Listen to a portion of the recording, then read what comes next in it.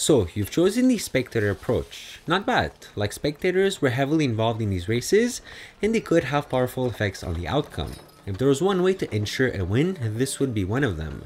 Raneb gave you the location of a group of fanatics in a relatively poor district of the city, and you were to go to them, pay them for support, and then go sign up for the race tomorrow.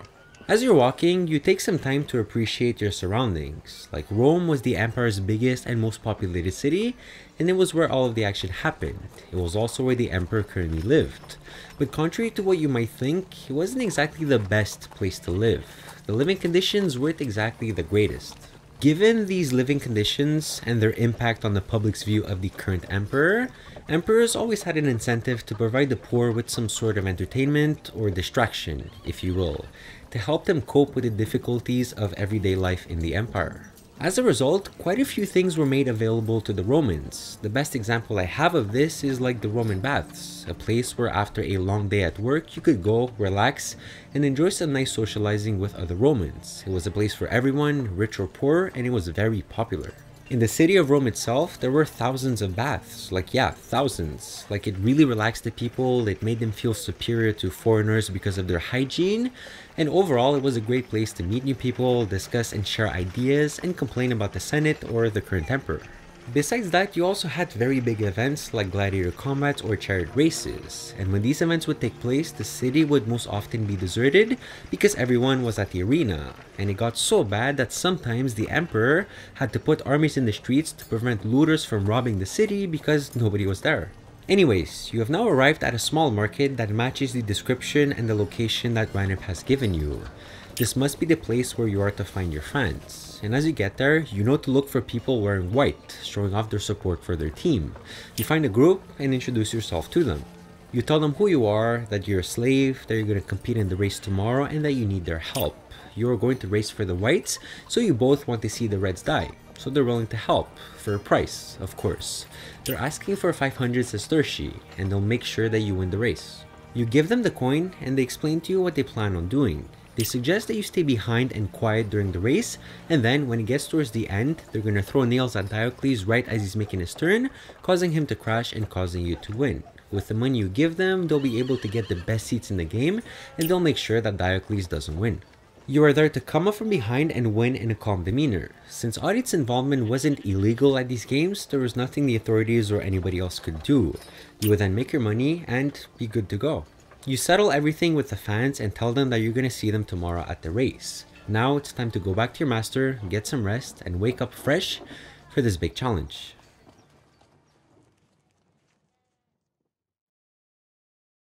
It's now the following day. It's race day.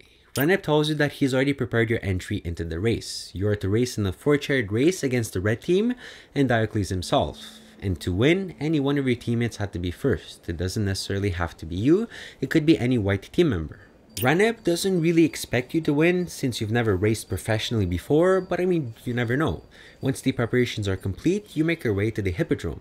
Now, the Hippodrome was a type of arena specifically designed for chariot races. The Greeks were the first ones to use them, after which the Romans adopted it because they just love adopting things from the Greeks. This specific Hippodrome, however, the one that you were currently going to, was the biggest arena of the empire's history. It was called the Circus Maximus. Seating as many as 250,000 people, that's right, 250,000 people, it was a massive structure to say the least. It was long and thin to accommodate the chariot racing events. It was like one of the few places in the empire where men and women could attend these events at the same time, and it was also one of the places where the people could see their emperor in person for sometimes the first time.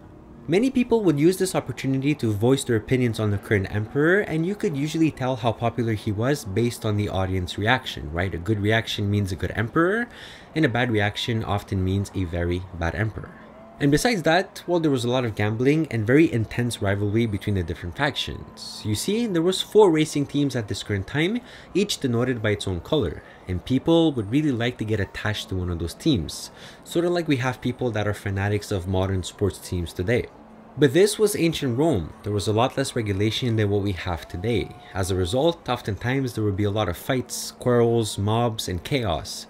Add on to that the fact that you could literally gamble on the outcomes and you can gamble big money, and you can be sure that you have a recipe for disaster.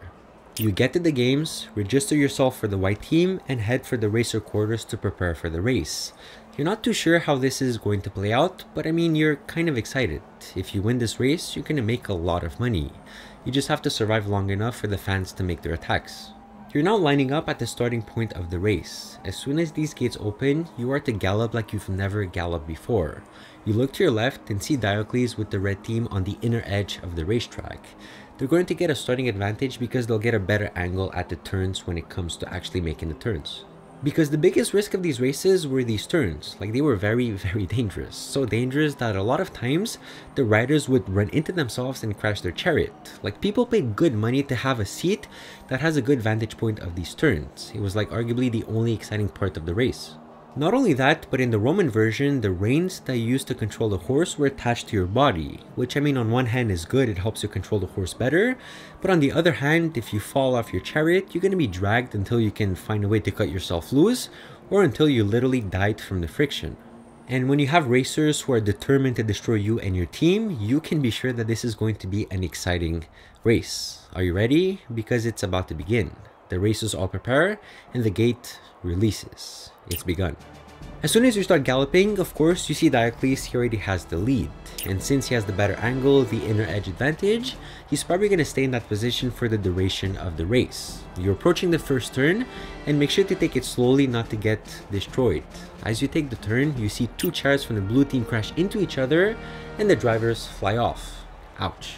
Darius is still in first lead, and you see everybody else trying to knock themselves out of their own chariots. You take the strategy of keeping a distance, ensuring your survival, and then hopefully coming up from behind with the help of your friends in the audience at the very last minute. As you're approaching the next turn, you see one white chariot and two green chariots crash, and you're pretty sure that the drivers have died. Like, there's no way anyone would have survived that crash. There's but a few drivers left, and you're starting to feel a little bit more confident. As the race progresses and you take more and more turns, you see more and more chariots being destroyed and removed from the race. Like, in the beginning, you had 4 teams, and each team had 3 chariots. You then suddenly realize that there's nobody else but you and Darius all the way up front. Like, there's no way that you're going to catch up to him. There's now only 1 turn left. Like, in a 7-turn race, it doesn't usually last longer than 10 minutes. This was very short. It's you and Darius. This will be the turn that the spectators have to throw their nails. You're going to find out if you're going to win or lose right now.